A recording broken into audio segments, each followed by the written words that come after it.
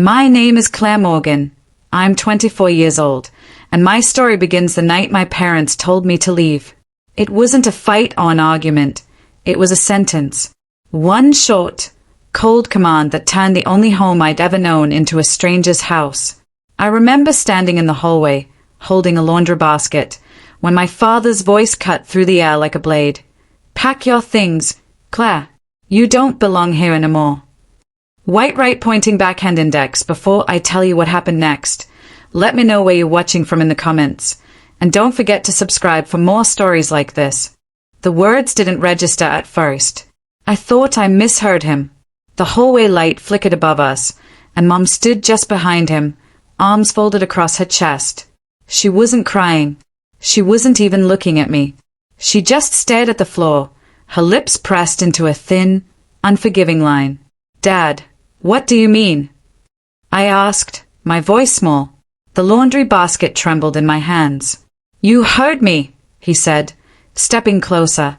You dropped out of college. You've embarrassed this family. You're not welcome here anymore. Embarrassed this family. That line hit harder than anything else. It wasn't just about me losing my spot at the university. It was about how they saw me, as a stain on their perfect picture, the daughter who didn't measure up. I dropped the basket, socks and shirts spilling across the hardwood floor. Please, I whispered, my throat tightening. I just need time to figure things out. I can stay here while I... No, Mom finally said, cutting me off. Her voice was flat, unshaken. We gave you chances. You wasted them. You'll find your own way now. The silence after her words was louder than shouting. I kept waiting for her to soften, to step forward, to hug me the way she used to when I scraped my knee as a kid. But she never moved. The clock on the wall ticked, each second stretching like an eternity. My whole life, family dinners, birthdays, holidays, flashed before me. And now, in one night, it was all erased. Where am I supposed to go? My voice cracked. That's not our problem, Dad said, already turning toward the living room. His final words floated back like smoke. You made your choices. Now live with them. I stumbled upstairs, tears burning my eyes. My bedroom, once a safe haven, suddenly looked temporary. I grabbed a duffel bag from the closet and shoved clothes inside without folding them. Every drawer I opened reminded me of something. My graduation cap, still in its box, never worn at a ceremony. A photo of me at 12, holding the family dog. A crumpled acceptance letter to the college I'd failed to finish. I heard their voices downstairs, muffled but calm. They were already moving on, as if I'd never existed. I sat on the edge of my bed, clutching my pillow, rocking back and forth. For a moment, I thought about refusing. What could they do if I didn't leave? But then I pictured Dad dragging my suitcase out to the porch, Mom watching without a word. The humiliation would be worse than the pain. So I zipped up the bag, slung it over my shoulder, and walked down the stairs for the last time. The front door creaked as I opened it. The night air was cold, sharp against my tear-streaked face. I turned back, hoping, desperate, for someone to stop me. Mom's figure appeared in the hallway. For a heartbeat, our eyes met. Hers were blank, empty. Then the door clicked shut behind me. I stood on the porch, clutching my bag, listening to the muffled sound of the TV flickering on inside. They were watching their show like nothing happened. The street was quiet. A thin mist hung under the streetlights, and the neighborhood I grew up in suddenly felt hostile, like I no longer belonged there. I sat on the curb, my phone buzzing in my hand. I called a friend, Leah. My voice broke as soon as she picked up. Claire? What's wrong? She asked. They kicked me out, I managed between sobs. There was a pause. Then, without hesitation, she said, Come here. Stay with me. Just get here. I clung to that lifeline. The walk to her apartment took nearly an hour. My sneakers scuffed the sidewalk, the strap of my bag digging into my shoulder. Every block felt longer than the last. My mind kept replaying Dad's words. You don't belong here anymore. At one point, I passed a diner where families laughed over late-night pancakes. The sight of it almost broke me. I pressed my face against the cool glass for a second, just watching. They didn't know me. They didn't know what I'd lost. But I wanted to freeze in that warmth, even for a moment. I didn't go in. I kept walking. When I finally reached Leah's apartment, she opened the door before I even knocked. She wrapped her arms around me, and for the first time that night, I let myself sob openly. "Hey," she whispered, rocking me gently. "You're safe here. You're not alone." Her words didn't erase the pain, but they stitched a small tear in the fabric of my broken world. She led me inside, set my bag down, and made me tea while I curled up on her couch. I stared at the ceiling, still hearing the echo of my father's voice, still seeing my mother's eyes. That night, I made a promise to myself. A promise whispered into the dark, almost too quiet to hear. I will not let this break me. I will not let them decide my worth. It was the only thing that kept me from falling apart completely. And so, the night they shut me out wasn't just the end of my home. It was the beginning of something else, a seed of resilience, buried deep beneath the rubble of rejection. I didn't know it then, but that night was the first step on a path I never expected to walk. A path that would test me, break me, and eventually rebuild me into someone stronger than the girl who left her parents' house with a bag and broken heart. The first morning after they locked me out, I woke with dew on my jacket and the stiff ache of sleeping on concrete. My back throbbed, my hands felt numb, and for a long moment, I just sat there staring at the empty windows of the house I had once called mine. It didn't feel real yet. Part of me expected the door to creak open, my mother's tired face to peek through, maybe even whisper my name with regret. But it stayed shut. That silence, that choice, was the first weight I carried into the world that day. I wandered down the street, clutching the last $10 bill I had tucked in my pocket. $10 and no roof over my head. I told myself I'd figure it out. That's what people did when life cornered them. They figured it out. I walked to a diner at the edge of town. The smell of bacon and coffee spilled onto the sidewalk before I even stepped inside. My stomach twisted with hunger, but more than that, with fear. $10 wouldn't last long. The waitress, a woman in her 50s with kind eyes, noticed me sitting there longer than I should have, staring at the cheapest item on the menu. "You look like you've had a rough night," she said, setting down a glass of water before I even ordered. Her voice wasn't pitying, it was gentle, almost motherly. I nodded, unable to find the words. When I finally ordered toast and eggs, she slipped an extra pancake on the plate. I don't know if she thought I wouldn't notice, but I did. That small kindness burned in my chest more than the food warmed my stomach.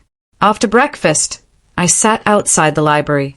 It wasn't open yet, but I remembered they had job postings pinned on a bulletin board inside.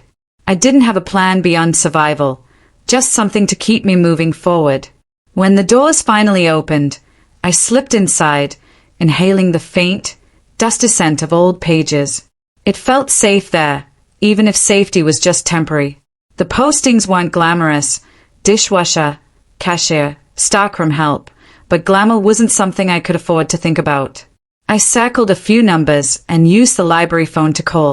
Rejections came fast. "We need someone with experience."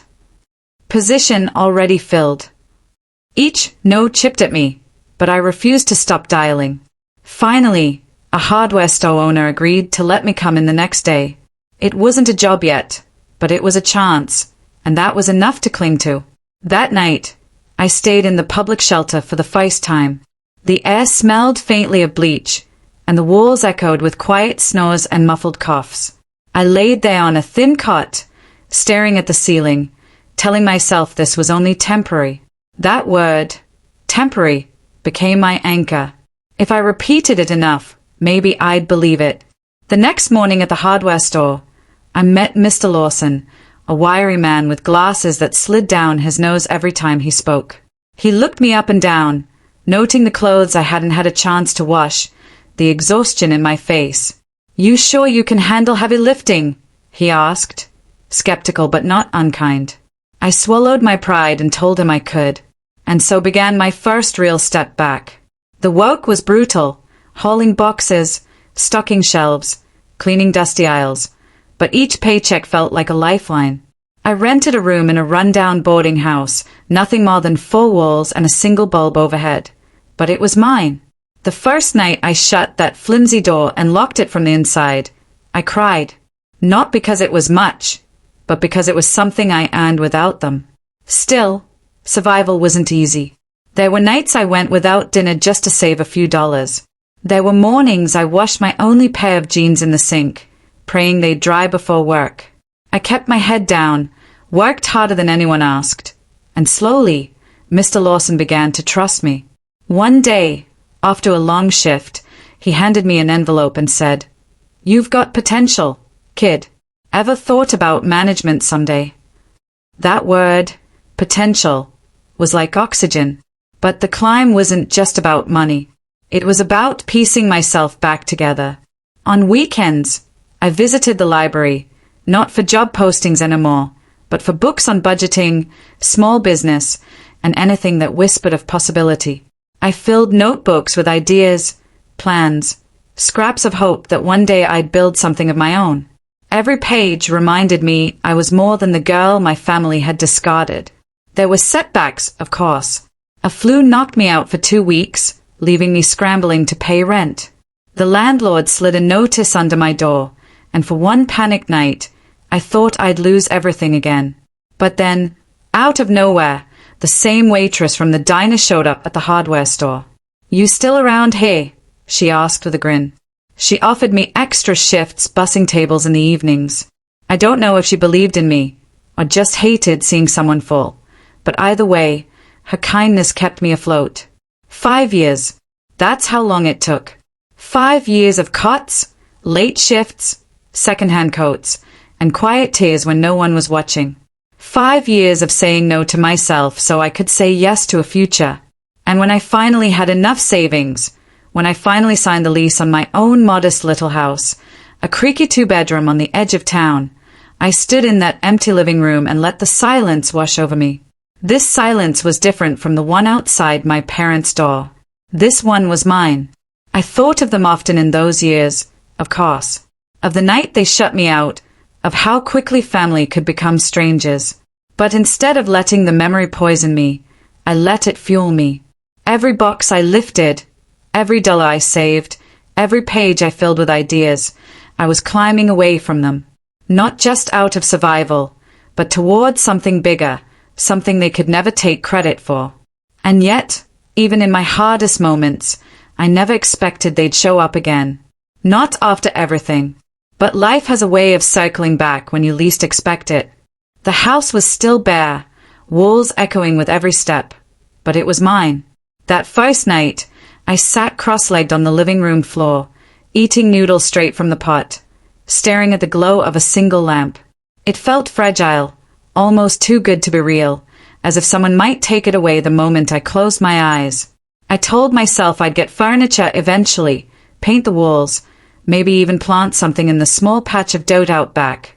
But for now, I wanted to exist in the quiet, to breathe in the proof of how far I'd come. Then, it happened. A knock.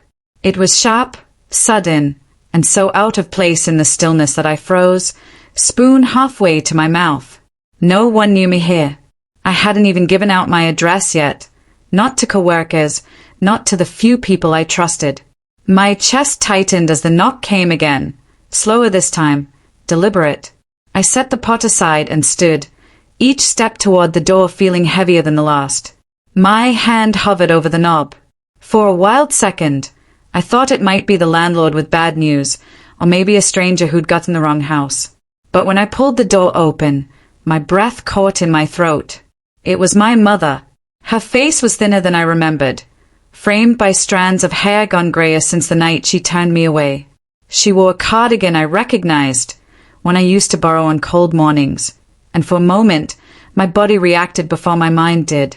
Every instinct screamed to close the door, to protect the fragile peace I had built. But my feet wouldn't move.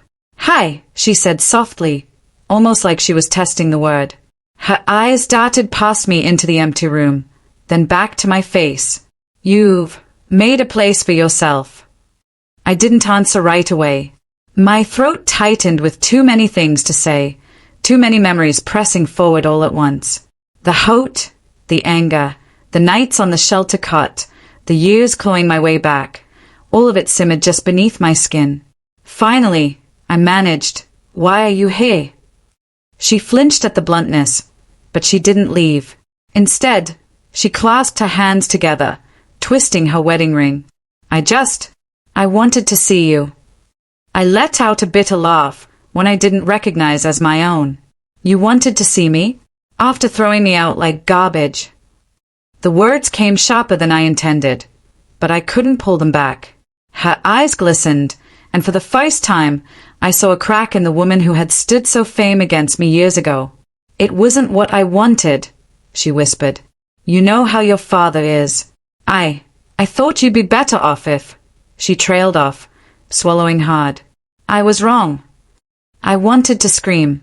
I wanted to demand where she was when I was starving, when I was washing jeans in the sink, when I had nothing but a cot and a word, temporary, to hold on to. But instead, I gripped the doorframe so tightly my knuckles turned white. Better off. My voice shook, half with rage, half with disbelief. Do you have any idea what I went through because of you? Her tears spilled then, streaking down her cheeks as she shook her head. No. And that's my greatest shame. I closed the door on my own child. I don't expect forgiveness, but I had to see you, to know you survived. The silence stretched, heavy, suffocating. I glanced back at the lamp, the pot of noodles, the barren little house that I had fought for. I wanted to tell her I hadn't just survived. I had built something out of the ashes she left me in. But the words stuck, too raw to give away. She broke the silence instead. Your father doesn't know I'm here. He wouldn't approve. Her voice cracked on the last word, but I couldn't go on without at least knocking. Knocking. The irony stung. The memory of me pounding on their door, begging for another chance, begging not to be abandoned, flashed so vividly that I had to steady myself. She was here now, knocking on mine, but the roles were no longer the same. I stepped back, the smallest of gestures, and she hesitated before crossing the threshold. She looked around the bare room, eyes lingering on the scuffed floorboards, the single lamp, the walls waiting for color. It's simple, she said gently, almost approvingly, but it feels like you. I swallowed hard. Part of me wanted to throw her out, to slam the door the way she once did to me. Another part, a smaller, quieter part, still ached for the mother who used to hum while folding laundry, who used to slip an extra cookie into my lunchbox when Dad wasn't looking. Why now? I asked, my voice quieter this time. Why come back now? She took a deep breath, her hands trembling as she folded them in her lap. Because every night, I think about you, about what I did, and I couldn't bear the thought that one day it would be too late to say I was sorry. The words hung between us. I didn't know if they were enough. I didn't know if they ever could be. I sat back down on the floor, more out of exhaustion than forgiveness. She sat across from me, knees tucked to her chest like she was shrinking into herself. For a while, neither of us spoke. The only sound was the hum of the lamp, steady and low. Finally, she reached into her purse and pulled out a folded photograph. She slid it across the floor toward me. It was of me, 16 years old, laughing at something just outside the frame, hair wild in the wind. She had kept it all these years. My hands shook as I picked it up. For the first time since opening the door, something inside me softened. Not forgiveness, not yet, but the faintest crack in the wall I had built. We sat there, two people divided by years of silence, trying to find words that didn't exist. And for the first time, I realized that the knock on my door wasn't just hers, it was mine too. A chance to decide what kind of person I would be now that I finally had a door of my own to answer. The photograph trembled in my hands. My 16-year-old smile looked back at me like a ghost from another life. A life before betrayal, before silence, before I learned what it meant to be completely alone. I didn't know whether to laugh at the absurdity of her carrying this picture for so long or to cry at the cruelty of her showing it to me now. She watched me closely, her fingers gripping her knees, nails digging into the fabric of her cardigan. "You were so happy that day," she whispered. "I've kept this picture in my purse every single year. Every time I opened it, I felt like maybe you were still with me somehow." I set the photo down on the floor between us. "But I wasn't, was I?" My voice cracked as the words left my throat. "You weren't with me either. Not once." Her shoulders sagged. She looked older in that moment, fragile in a way that frightened me. But then, just as quickly, something inside me snapped. All the quiet I had forced myself to hold for years boiled over. Do you even know what it felt like? Standing outside that door, begging you to let me back in? Do you have any idea what it's like to feel your own mother's silence press against you harder than the cold night air? Her lips parted, but no words came out.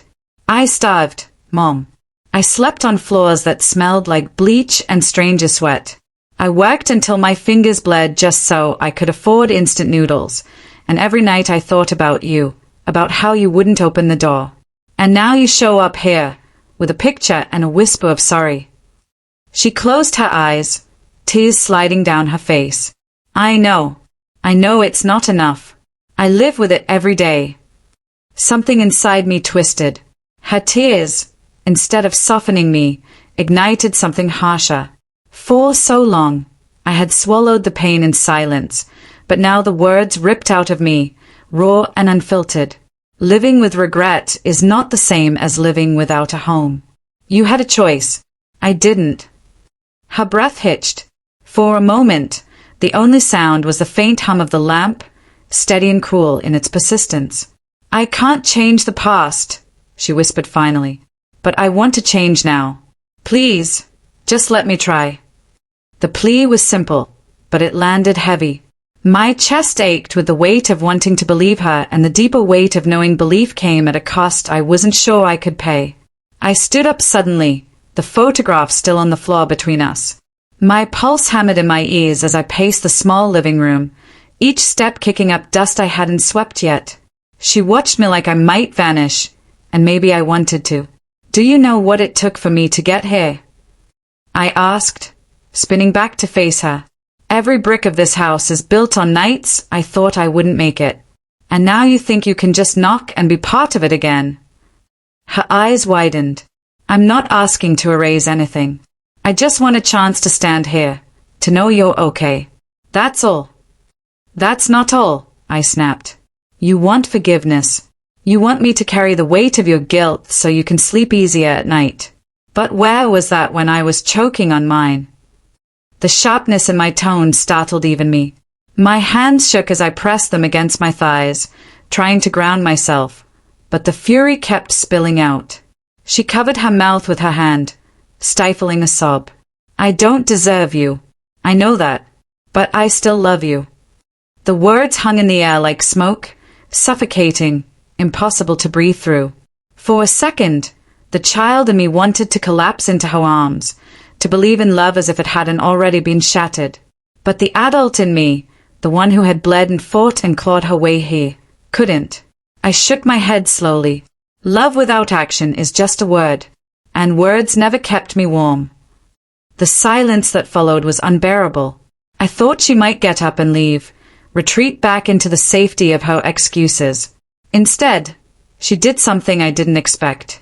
She slid off the chair and sank to the floor, kneeling, her hands pressed flat against the wood as if she were praying. "I don't know how to do this," she admitted, her voice breaking. "I don't know how to undo what I did. But I'll kneel here until you believe me, until you see that I'm not walking away this time." Her desperation should have softened me, but instead it cracked me wide open.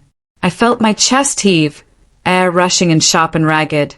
This wasn't the picture I had replayed in my head all these years. I had imagined confrontations, shouted words, slammed doors, but never this. Never her on the floor, pleading. Something inside me fractured. The anger, the hate, the exhaustion of carrying it all. It burst out of me in a scream I didn't recognize. Why now? Why didn't you fight for me then? Why didn't you knock on my door when I was the one on the floor? The sound of my voice shook the bare walls. I sank down too, not beside her but a few feet away, my body trembling with the release of years of caged pain. We sat like that, broken in different ways, until my sobs slowed into shallow breaths. She stayed on her knees, head bowed, as if she were waiting for a verdict. Finally, I whispered, I don't know if I can forgive you. I don't even know if I want to. Her head lifted, eyes swollen but steady.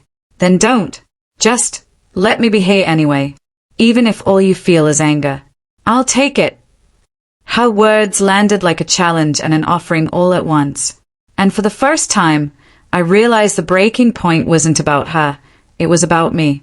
About whether I would let the past keep defining the walls I built, or if I would risk cracking them, even just slightly, to let something else in. The lamp flickered, throwing shadows across the room. My hands tightened into fists, then slowly, painfully, loosened. The night stretched on, and the breaking point wasn't a single moment of collapse. It was the long, raw, unbearable truth finally spilling out between us. And in that silence, I felt the weight shift. Not gone, not healed, but no longer mine alone to carry. The house was silent the next morning, but it wasn't the kind of silence that pressed on my chest the way it usually did. This one felt different, raw, like the air after a storm when everything is soaked and fragile. I lay awake on the couch, staring at the ceiling, listening to the faint creaks of the old beams above me. Every corner of this place had a voice, a memory, a reminder that nothing here had ever come easy. My mother had fallen asleep in the chair, her knees tucked against her chest, her cardigan draped like a shield. I hadn't offered her a blanket. I wasn't sure if that was cruelty or honesty. When I finally sat up, the photograph from the night before was still on the floor, its edges curled slightly from being handled too much. I picked it up again, staring at the younger version of myself. The smile didn't look real anymore. It looked borrowed, like I had been practicing happiness for a camera I didn't want to face.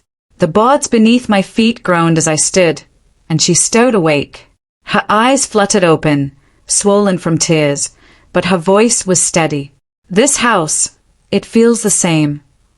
I almost laughed at that. It doesn't feel the same to me. Every time I touch these walls, I feel the years it cost me to make them stand. Her gaze wandered around the room. The uneven paint strokes, the patched-up corners, the old window with a crack running down one side. You did all this yourself. Every inch. My tone was sharper than I intended, but I didn't soften it. The first night I slept here, the roof leaked so badly I had to set out pots like it was a symphony of dripping. I worked 3 jobs to replace those shingles, and every nail I drove in felt like a promise to myself. She stood slowly, walking toward the nearest wall. Her fingertips brushed the surface lightly, tracing the ridges of plaster. I can feel it, she said softly. The work in it, the stubbornness. I crossed my arms. This house stood when nothing else did. Not you. Not anyone. Just these walls. Her eyes flicked back to me, wounded but listening. Then let me stand in it now, even if I don't deserve to. I didn't answer. Instead, I moved into the kitchen. The faucet squeaked as I turned it, and water splashed into the sink, loud against the quiet. I poured myself a glass and leaned against the counter, watching her from the doorway. She was smaller somehow, not just in stature but in presence, as if the weight of everything had pressed her down. You know, I said finally, when I first bought this place, people told me it would fall apart within a year. Too run down. Too broken. They said I'd waste my money. She tilted her head. And you proved them wrong. Barely. The first winter, the pipes froze. I thought about leaving. Thought maybe they were right. But then, I couldn't. I couldn't let this place collapse the way everything else had. Her voice wavered. Maybe because it gave you something no one else could.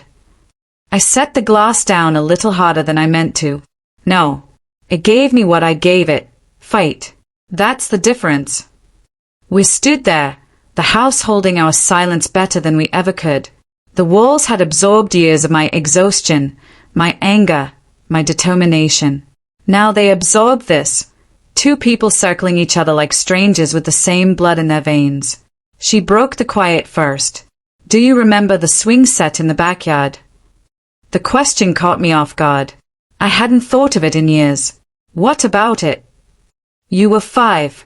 You begged your father to build it. He worked all weekend, blistered his hands, just so you could swing before the sun went down on Sunday. You flew so high, I thought you'd touch the clouds. I blinked at her, unsure if I was angry or aching. And what does that memory buy us now? Nothing, she admitted, her voice trembling. It just came back when I walked in. This house, these walls, they carry echoes, don't they? I turned away, my throat tight. She wasn't wrong. The echoes were everywhere. Some belonged to pain, others to fleeting joy, but they were all stitched into the wooden plaster, refusing to leave no matter how many coats of paint I laid down. After a long pause, I said, this house is the only thing I trust. It never lied. It never walked away. She stepped closer, her voice barely above a whisper. And maybe that's why it's the only place I came back to. Because I knew you'd pour everything into it. Because I knew if anything could hold us both, it would be this. The weight of her words pressed down on me.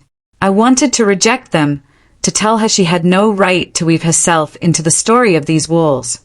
But a part of me wondered if maybe, just maybe, the house wasn't only mine.